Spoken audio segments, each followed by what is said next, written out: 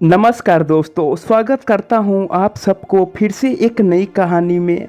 छोटी सी शिक्षामक कहानी। एक बार दो दोस्त थे जिनका नाम प्रदीप और राहुल था।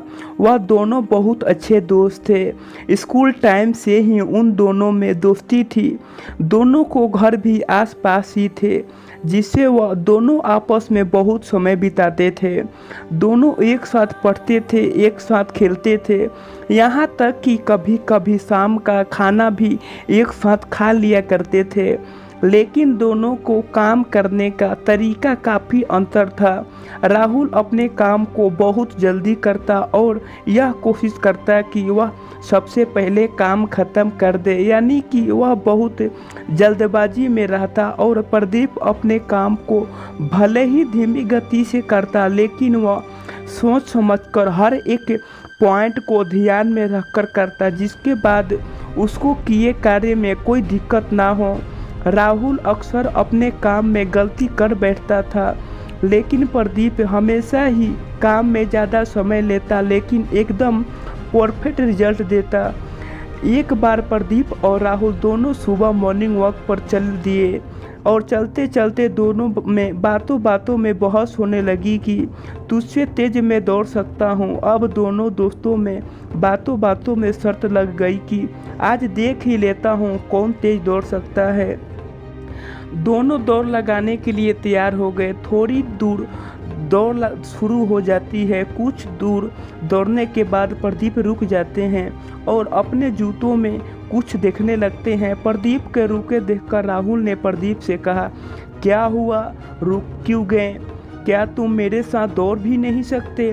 प्रदीप ने कहा, मेरे जूते में कुछ काकर घुस गए हैं, इनको निकालकर के बाद ही मैं दौड़ सकता हूँ, वरना मैं कुछ ही दूर जाने के बाद चल भी नहीं पाऊंगा। सुनकर राहुल हंसने लगा और कहने लगा कि मुझे किसी पत्थर का डर नहीं है, मैं बिना पत्थर निकाले ही दौड़ पूरी कर सकता हूँ, और आगे निकल गया। प्रदीप कुछ दूर बाद अपने जूतों से कांकर निकाल कर दौड़ने लगे। अब राहुल के जूतों में घसे कांकर उसको पैरों में चुभने लगे थे और थोड़ी दूर चलने के बाद राहुल के पैर बहुत ज़्यादा घायल हो चुके थे।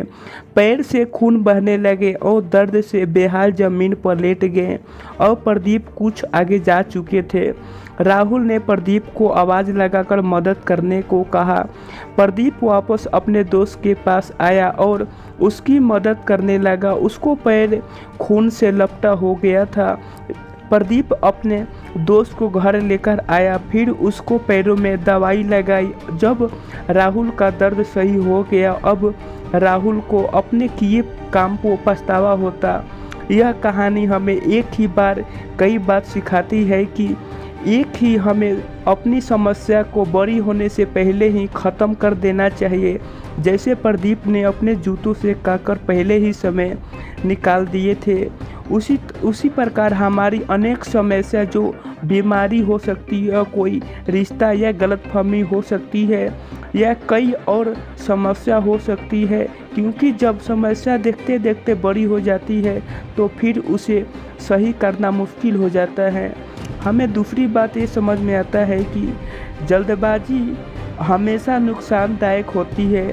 जैसे राहुल ने दौड़ के जल्दबाजी दिखाई थी और अपने जूतों में फंसे कांकर को निकालना भी ज़रूरी नहीं समझा, और फिर जो नतीजा मिला वह बहुत ही खराब था। उसी तरह किसी न किसी कार्य को करने के जल्दबाजी नहीं करनी चाहिए, बल्कि उसे सही ढंग से करना पर ज़्यादा जोर देना चाहिए।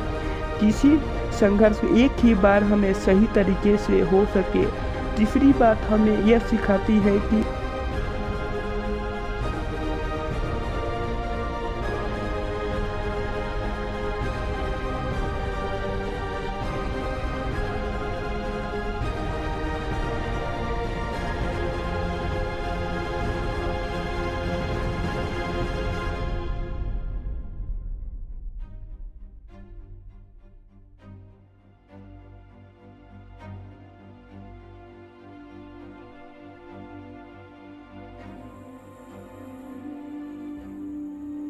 दोस्तों हमें इस कहानी से यही सीख मिलता है कि ज़िंदगी में कभी भी जल्दबाजी में फैसला कभी नहीं लेना चाहिए, नहीं तो वही फैसला हमें बहुत नुकसानदायक पहुंचता है।